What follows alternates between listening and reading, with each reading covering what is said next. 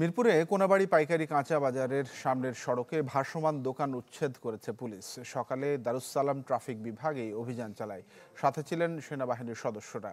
Police ও স্থানীয়রা জানান, বাজারটির ভেতর খালি জায়গা থাকলেও সামনের সড়ক দখল করে কাঁচামাল কেনা বেচা করে আসছিলেন ব্যবসায়ীরা।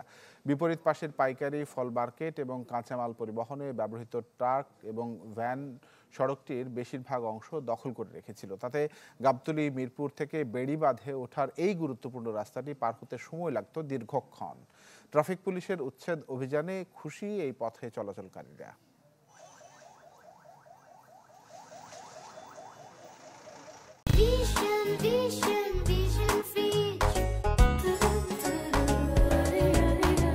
আমাদের এখানে উচ্ছেদ বিষয় হচ্ছে, এখানে আড়ত আছে, আড়তের ভিতরে আমাদের জানা মতে এবং আমরা নিজেরাও গিয়ে দেখেছি 1.5 থেকে 200 ঘর ফাঁকা আছে।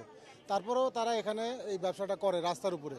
বিশেষ করে বিগত সরকারের আমলে, এই সরকার পরিবর্তনের আগেও কিছু প্রভাবশালী ব্যক্তি এই কাজটা করেছিলেন নিজেদের স্বার্থে করেছে। রাস্তা দখল করে ব্যবসা করেন, ভিতরে খালি পড়ে আছে। তো এখন এই পরিবর্তিত পরিস্থিতিতে আমরা এই অভিযান শুরু করেছি। আমাদের সাথে সেনাবাহিনী, পুলিশ লাইন থেকে ফোর্স সবাই আছে। এটা আমরা করেছি এই জন্যই যে ফাঁকা থাকতে তুমি এখানে কেন আসবা, এই সুযোগটা এখানে না, প্রথম কথা। আর দ্বিতীয় কথা হচ্ছে, এটা খুবই গুরুত্বপূর্ণ একটা বাইপাস, ছোট্ট রাস্তা কিন্তু গুরুত্বপূর্ণ। এই জায়গা থেকে বেড়িবাঁধে উঠলে পারে যে কোনো দিকে ইজিলি যাওয়া যায়। সুতরাং রাস্তাটা অল্প হতে পারে, কিন্তু রাস্তাটা খুবই গুরুত্বপূর্ণ। তো আমরা একটু সময় নিয়েছি, জানেন 7-8 মাস হয়ে গেছে সরকার পরিবর্তনের। আমাদের বিভিন্ন কারণে পুলিশের মনোবলেরও ঘাটতি ছিল, যার কারণে আমরা করতে পারিনি। তবে এখন আমরা আস্তে আস্তে সামনের দিকে আগাচ্ছি। সাধারণ জনগণ আমাদের সাথে আছে, স্থানীয় যে লোকজন আছে তারা সবসময় আমাদেরকে এটা নিয়ে বলেছেন। আমরা এখন সিনিয়র স্যারদের নির্দেশনা অনুযায়ী সেনাবাহিনী সহ অতিরিক্ত ফোর্স নিয়ে আমরা এই অভিযান চালাচ্ছি। এই রাস্তা অবশ্যই ক্লিয়ার থাকবে। আমরা আজকে কঠোর কোনো পদক্ষেপ নেইনি, আজকে আমরা রাস্তাটা ক্লিয়ার করলাম, সবাইকে মেসেজ দিয়েছি।